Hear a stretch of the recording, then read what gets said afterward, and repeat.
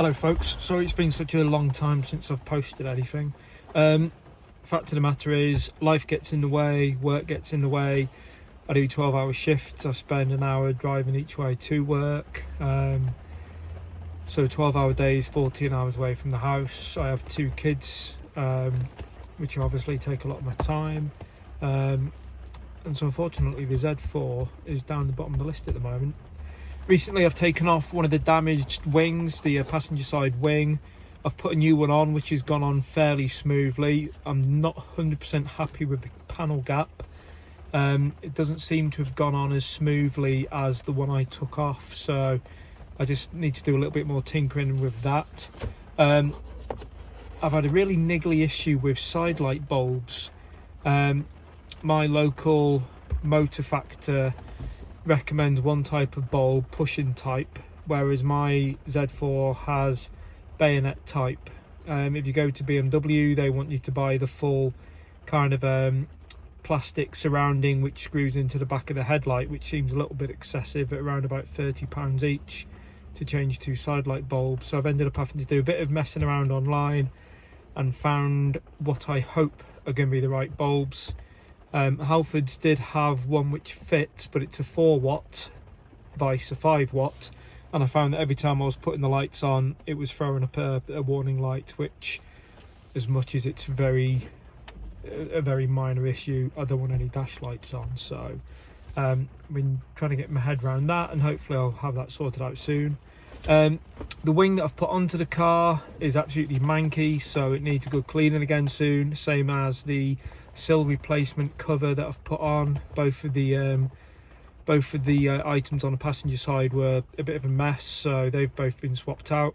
It gave me a chance to have a look at what the left hand passenger sill was like.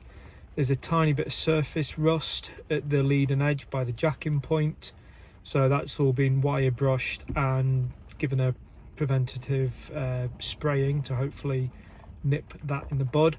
I'm going to whip off the sill cover on the driver's side as well, make sure that's nice and clean underneath. Likewise, if there's any surface rust, I will wire brush that and treat it to nip it in the bud.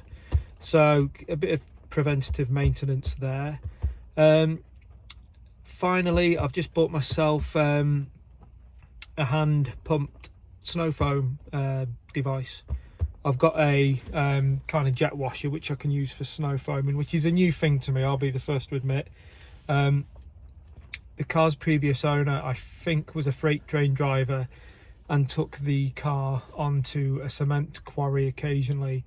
The 2 front wheel wells were absolutely minging, they were disgusting. So the 2 rear ones are the same. When I took the left hand sill cover off, it was full of cement dust and rubbish. So I'm going to snow foam the more difficult to get to parts and hopefully knock all the crud out of there, take the plastic liners off, get behind there clean, and yeah, get it looking nice underneath, because for me that's just as important as looking nice on the visible bits.